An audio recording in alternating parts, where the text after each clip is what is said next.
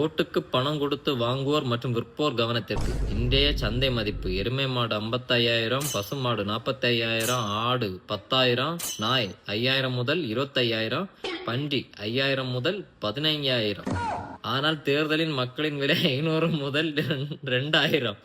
இது ஒரு பன்றியின் விலையை விட குறைவு. உண்மைதாய். இதை சிந்தித்து பணம் பெறாமல் தன்மானத்துடன் வாக்களியுங்கள். தன்மானத்தை தட்டி விட்டுட்டீங்களே. ஆஹா. இருந்தாலும் உண்மையிலே மக பணம் தந்தா வாங்க பிராணம் இல்ல. பின்ன ஒருத்தன் தாரானோ இல்ல மக்க. கன்னியாகுமரிக்குள்ள எங்கேயாவது பணம் என்ன கொடுக்கணுமா? என்ன தெரியல. எங்க சைட்ல எவனுமே தாரானோ இல்ல. மேலிட்டு குடிக்க பணத்தை இல்ல இங்க இருக்கானோ உருட்டியானோ. மக்களுக்கு கொடுக்காத உருட்டியானோ. எப்படி எங்க வரி பணத்தை தான் எங்களுக்கு தாரியா? ஆனா இந்த தடவை ஓட்டுக்கு எவனும் பைசா என கையில ஒருத்தனும் தந்ததா இல்ல. மொத்தமா வருது தெரியுமா பணம்? இந்த பணத்தை இங்க உள்ளவனும் அப்படி மொத்தமா உருட்டி அடிக்காங்க.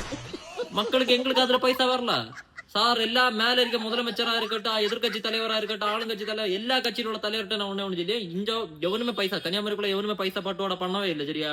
என் கையில பைசா அவனு தரல. இங்க உள்ளவன கள்ளனுவா. மக்களுக்கு பைசா தரதா அவனோட எல்லாத்தையும் அடிச்சு மாத்தியானுவா.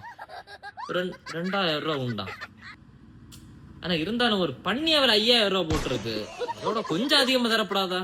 சரி, பன்னாட பயில்வா.